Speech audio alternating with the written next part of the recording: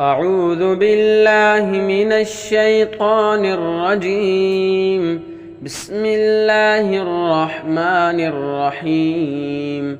الرحمن علم القرآن خلق الإنسان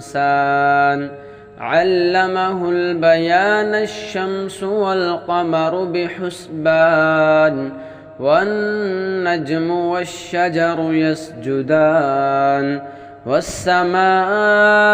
رفعها ووضع الميزان ألا تطغوا في الميزان وأقيموا الوزن بالقسط ولا تخسروا الميزان والأرض وضعها للأنام فيها فاكهة والنخل ذات الأكمام والحب ذو العصف والريحان فبأي آلاء ربكما تكذبان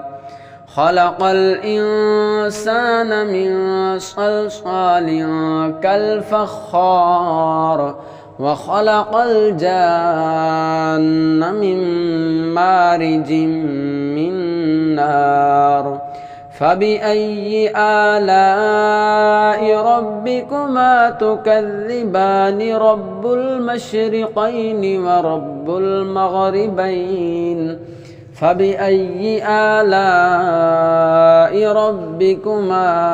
تكذبان مرج البحرين يلتقيان بينهما برزخ لا يبغيان فبأي آلاء ربكما تكذبان يخرج منهما اللؤلؤ والمرجان فبأي آلاء ربكما تكذبان وله الجوار المنشآت في البحر كالأعلام فبأي آلاء ربكما تكذبان كل من عليها فان ويبقى وجه ربك ذو الجلال والإكرام فبأي آلاء ربكما تكذبان يسأله من في السماوات والأرض كل يوم هو في شأن فبأي آلاء ربكما تكذبان سنفرغ لكم أيها الثقلان فبأي آلاء ربكما تكذبان يا معشر الجن والإنس إن استطعتم أن تنفذوا من أقطار السماوات والأرض فانفذوا لا تنفذون إلا بسلطان فبأي آلاء ربكما تكذبان يرسل عليكما شواظ من نار ونحاس فلا تنتصران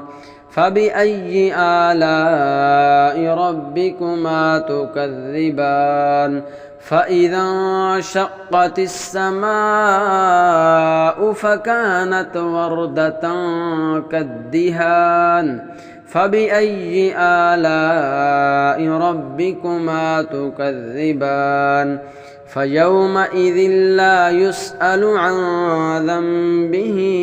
إنس ولا جان فبأي آلاء ربكما تكذبان يعرف المجرمون بسيماهم فيؤخذ بالنواصي والأقدام فبأي آلاء ربكما تكذبان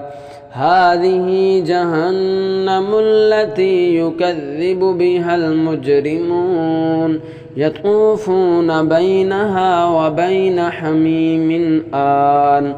فبأي آلاء ربكما تكذبان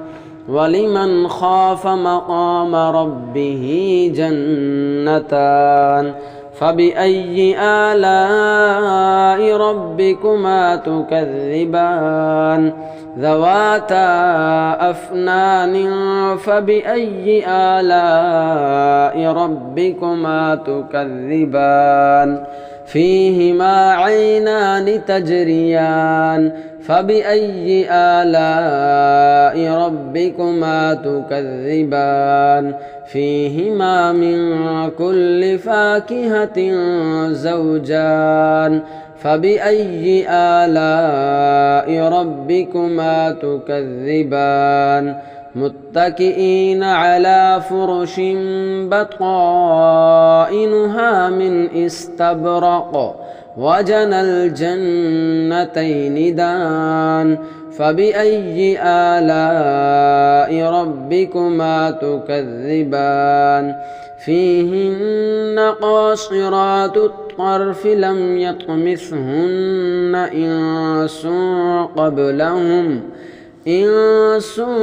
قبلهم ولا جان فبأي آلاء ربكما تكذبان كأنهن الياقوت والمرجان فبأي آلاء ربكما تكذبان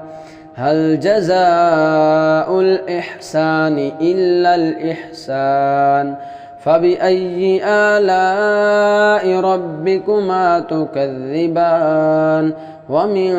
دونهما جنتان فبأي آلاء ربكما تكذبان مدهامتان فبأي آلاء ربكما تكذبان فيهما عينان نضاختان فبأي آلاء ربكما تكذبان فيهما فاكهة ونخل ورمان فبأي آلاء ربكما تكذبان فيهن خيرات حسان فبأي آلاء ربكما تكذبان حور مقصورات في الخيام فبأي آلاء ربكما تكذبان لم يطمثهن إنس قبلهم ولا جان فبأي آلاء ربكما تكذبان متكئين على رفرف خضر وعبقري حسان فبأي آلاء ربكما تكذبان تبارك اسم ربك ذي الجلال والإكرام.